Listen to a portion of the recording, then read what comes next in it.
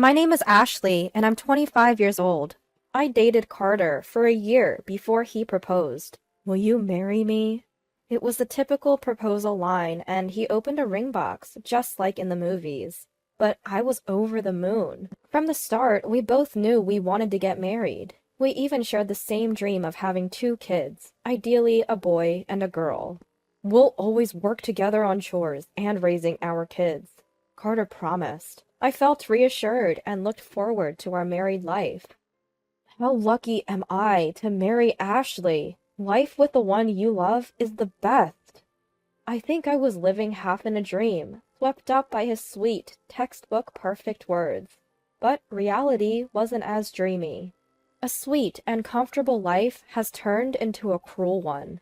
6 months into our marriage, I found out I was pregnant, and with twins.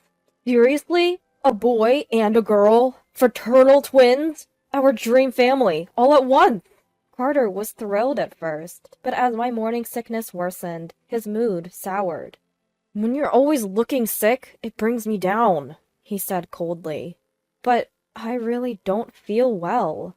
I felt defeated, struggling even to speak, and he didn't seem to understand. Even after the morning sickness subsided, I developed toxemia of pregnancy.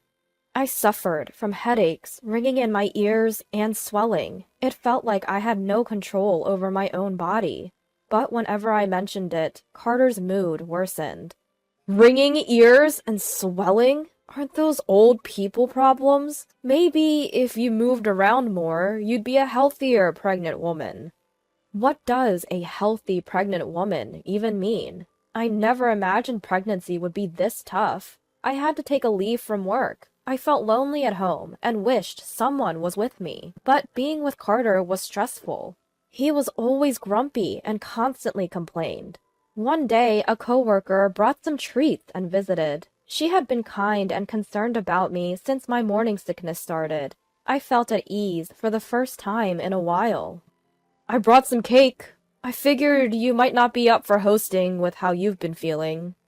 Carter, who usually came home late and often worked on weekends, suddenly came home early. I thought you had to work today. Before I could react, Carter exaggeratedly shrugged. Well, I was worried about you, and since your friend is here, you should relax. Leave everything to me. Although he usually ignored me, he brought a blanket and draped it over me, then sat next to me and massaged my arm. My coworker was visibly impressed, and I couldn't help but admire this side of him. He's so different now. I accidentally let my true feelings slip. Did you say something? He asked, with a forceful smile. Nothing. The truth was, Carter only played the role of the ideal husband when others were watching. He was all talk and no action. He had promised to share household and parenting duties, but it seemed he had forgotten all about it. He never lifted a finger unless someone was watching. You're just lazing around at home since you're not working, he'd retort when I asked for help.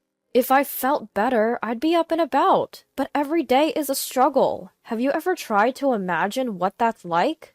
No matter how much I protested, he dismissed my concerns as overblown. I wished I could go back to my parents' home for the birth, but they lived far away and were taking care of my elderly grandmother. Plus, they lived in a very rural area. Given my health and the fact that I was expecting twins, I couldn't move away from our home near medical facilities. In the end, I went through my pregnancy without ever feeling truly well. I gave birth while still feeling unwell and then had to dive into the challenges of raising twins. Time flew by as I cared for the twins. Feeding, sleeping, changing diapers, nothing happened conveniently. Problems arose simultaneously, and there was no end in sight. I'd find myself dozing off while feeding them, waking up to their cries, or feeling too weak to even hold them. It was chaos. Yet, Carter seemed oblivious. Or rather, he was hardly ever home. When he was, he'd just complain about the noise. It's too loud! Can't you quiet them down? On the rare occasion he was home for dinner, he'd say, I'm so tired. Hurry up with dinner. I'm starving. He'd plop down on the sofa as if it was a given. I haven't prepared anything. At my response, Carter got angry. Why not? Nothing. I hadn't slept properly for days, let alone remembered when I last ate. The last thing on my mind was preparing dinner for a husband who might not even eat it. Just make something with whatever we have, he ordered, ignoring the crying children. Stop them from crying! You're their mother! I felt trapped in the hardest days of my life. Hey, Ashley, my parents are coming over tomorrow since you said yours are. They want to give a birth gift. Just order some pizza. He mentioned this after the pizza places had closed for the night. But ordering everything might look bad. Ashley, whip up something, quick! He said it as if it was a given, and I panicked. Wait, Carter, I don't have much in the fridge, and I can't go shopping alone with the twins. I need your help. He had never seen how hard it was to shop with twins. But, you're so annoying! I regret marrying you. You can't do anything, can you? Do you even try? He threw those words at me and went to sleep with earplugs. The next morning, while I was busy with the twins, he disappeared. You've gotta be kidding. I was in shock. I couldn't manage everything on my own. What do I do? As I rocked my daughter in her crib and breastfed my son, I dozed off while planning a grocery trip. Ashley, are you here? I heard my mom's voice and the doorbell ringing, jolting me awake. Oh no! I rushed to greet her. Mom, I'm sorry, I fell asleep. I need to go shopping, and Carter's parents are coming. I haven't even ordered the pizza! When I saw my mom, tears streamed down my face, and my voice trembled. Calm down, dear. Come here. Seeing me distraught and teary-eyed, Mom told me to lie down on the sofa. You look awful, honey. Just rest for a bit. You've got such dark circles under your eyes. Just then, my in-laws arrived. Seeing my face, my mother-in-law immediately made a phone call, looking upset. Meanwhile, my father-in-law comforted my crying daughter. Ashley, do the twins cry a lot? Carter was a big crier when he was a baby, so we were worried. With a warm smile, father-in-law comforted me, while Mom began unpacking a large bag in the kitchen. After her call, mother-in-law held my sleeping son, patting my shoulder sympathetically. It was the first time since I'd come home from the hospital over a month ago that I had a break from the twins, housework, and Carter's constant complaints. A wave of relief washed over me, followed by overwhelming exhaustion, and tears streamed down my face. Thank you so much. By the time the delicious aroma of soup wafted from the kitchen, Carter returned home. Oh, everyone's here already! Perfect timing, Ashley. What did you make? Let's eat, he said, approaching the table, but then he frowned. Ashley, I thought you were making something fancy. This looks so plain. Where's the pizza? Didn't you order delivery? He looked around, searching for the pizza. I'm sorry, mother-in-law. We wanted to treat you to some good pizza since you came to the city. Ashley's been saying her taste is off lately, so she probably made something that doesn't taste good. Oh, let me help clear this up. Carter tried to play the good husband, but I was fed up. At the same time, something suddenly bubbled up from the bottom of my stomach. Carter, the person who made this tasteless food is my mom. I glared at him. What? Caught off guard, Carter froze. Ashley's mom is a nutritionist. She made all this low-sodium, additive-free food, especially for Ashley, father-in-law said, glaring at Carter. My plain homemade food. I'm sorry it looks so poor to you, Carter. Mom sighed, while mother-in-law shot him a fiery look. Surrounded by angry stares, Carter tried to recover. I must have been mistaken. Wow, this looks so nutritious. Perfect. Of course, Mom didn't buy his insincere compliment, and it seemed to further anger my in-laws. Don't try to cover up your mistake. Where have you been all this time? What have you been doing?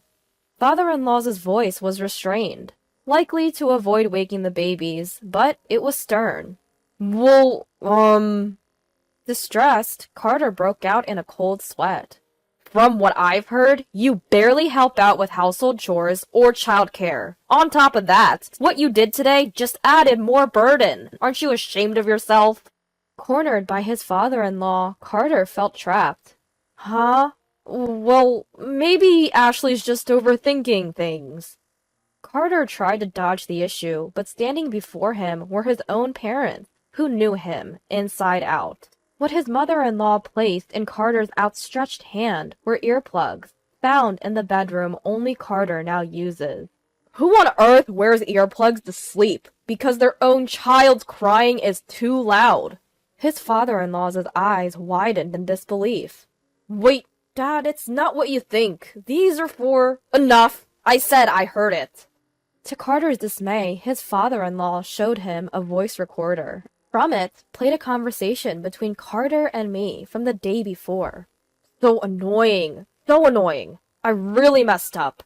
Why did I even marry someone like you? You're so useless. Do you even care? Why do you have that? Ashley? Looking at me with disbelief, I explained. When I felt unwell, I'd miss instructions or forget things. You'd get mad, so since I was pregnant, I've been recording our conversations to review when I'm feeling better. Yes, severe headaches and ringing in my ears often made me distracted, but Carter disliked that. So once my morning sickness subsided, I started recording whenever Carter began talking. As Ashley's mother, I might be biased, but seeing my daughter struggling with twins, barely eating or sleeping, and having a partner who only complains and doesn't help, it's hard to bear. I was shocked to see her today. Dark circles under her eyes, swollen face, barely able to hold her babies or walk steadily. She looks like she needs to be hospitalized. Hearing my mom's anger, a small whimper escaped from Carter's throat. Oh, I'm sorry. I apologize. If you're a parent, use the right words. Overwhelmed by my mom's fury, Carter couldn't speak properly. What your mom said is right. I've already arranged for Ashley to be admitted to a hospital I know. After she has a hearty meal, you'll take her there. You better take good care of the kids. Hearing his father-in-law's words, Carter turned pale. No way! That's impossible! I can't do it! I've never done it before! Ashley, it's not that bad, right? I'll be more attentive from now on. Just stay home, okay? Carter pleaded, but my mom cut him off. Didn't Ashley say the same thing to you? That she's never taken care of the twins before and can't do it? That's not the same. Ugh. Carter realized his mistake, but it was too late. Exactly, it's not the same, right? It's a mother's duty to care for her children. That's what you said, right? So, who should take care of the kids while the mother is hospitalized? Like a teacher questioning a student, my mom cornered Carter. It's me. There was no other answer he could give. I understand you can't just take time off work, so I'll help during the day. I'll also stay overnight, just in case. But you need to manage, mostly on your own. But Dad, don't whine like that. Think about it. Including your commute and breaks, you work roughly 10 hours a day. In contrast, childcare is a 24/7 job. And if we compare it to a regular job, taking care of twins is like handling unpredictable and challenging customer complaints on top of your usual tasks. You can't set your own pace, and you often can't even eat or sleep properly. Given Ashley's condition, it's like she's also dealing with the flu. I was impressed by the father-in-law's spot-on analogy. It perfectly described my life over the past month. But, enough with the excuses! You need to experience it firsthand. It's about time you step up and do what you've been leaving to Ashley. Don't you have any pride as a father? As Carter's eyes welled up with tears, his father-in-law pressed on, and his mother-in-law backed him up. If you can't handle it, maybe you two shouldn't be married. Ashley, you can always come back home after a divorce. The house will be lively with the babies. Divorce? And not seeing my adorable grandchildren? Would you be so heartless?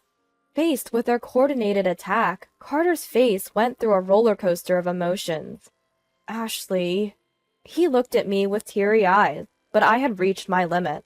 While I'm in the hospital, you won't have to care for me. So in a way, you'll have it easier than I did. At least you won't have to deal with a husband who's never around and only nags. Ugh. Carter choked on his words, and I couldn't help but chuckle. A little payback felt good. In the hospital where I was admitted, I slept deeply for the first time in what felt like forever. When I woke up, almost a full day had passed, and I was surprised that I still felt sleepy. During my stay, my mother-in-law visited daily with my kids, showing me that breastfeeding wasn't a chore, but a way to nurture love. Carter was running around, following every instruction from mother-in-law. Holding our crying twins, he said, "Ashley, when are you coming home?" It felt like the first time since before we were married that he really needed me. "You shouldn't make them cry. You're their father, right?" "Oh, what?" I said, reminding him of a past comment, and Carter looked taken aback. After some rest and treatment, my health improved significantly. When I returned home under the strict supervision and guidance of mother-in-law, Carter, albeit awkwardly, had learned to take care of the twins. On the advice of both our families, I had Carter write a pledge and divorce papers, which I keep stored away. The idea is that if anything happens, I can immediately divorce him, return to my parents' home, and claim compensation from Carter. I hope we never have to use those papers and can continue to live happily.